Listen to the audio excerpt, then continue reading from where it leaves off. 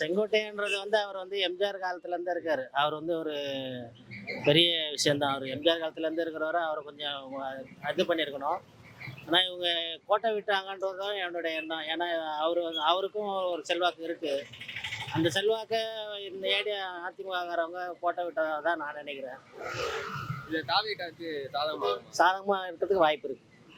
ஏன்னா இவர் எம்ஜிஆர் கட்சியில் ஆரம்பத்தில் இருந்து வந்தார். எம்ஜிஆர் எப்படி வளர்றதுக்கு இவங்கெல்லாம் பாடுபட்டாங்களோ அது மாதிரி இவர் வளர்றதுக்கு இவர் பாடுபடுறதுக்கு வாய்ப்பு. ஒரு கட்சியில் பழைய ஆளுங்கெல்லாம் அவங்களுக்குன்னு ஒரு செல்வாக்கு அந்த கட்சியில் இருக்கும். அந்த அவங்கள இப்போ புதுசாக போகிறவங்கலாம் பார்த்திங்கன்னா அது வேற விஷயம். இப்போ பழைய இவங்கெல்லாம் ஆரம்பத்துல இருந்து பாடுபட்டவங்க அந்த கட்சிக்காக.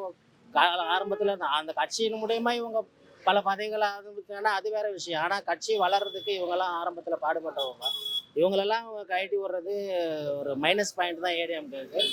ஆனால் ஏதோ ஒரு இதில் அவர் இவங்க கூடி பேசி அவரை வெளியே அமைச்சிருக்காம வழியில் இவங்களுக்கு சும்மா போயிருக்கலாம். அதை ஒரு எப்படியே அவங்கள தவற விட்டாங்க. அது அவருக்கு விஜய்க்கு சாதகமாக தான் இருக்கும்.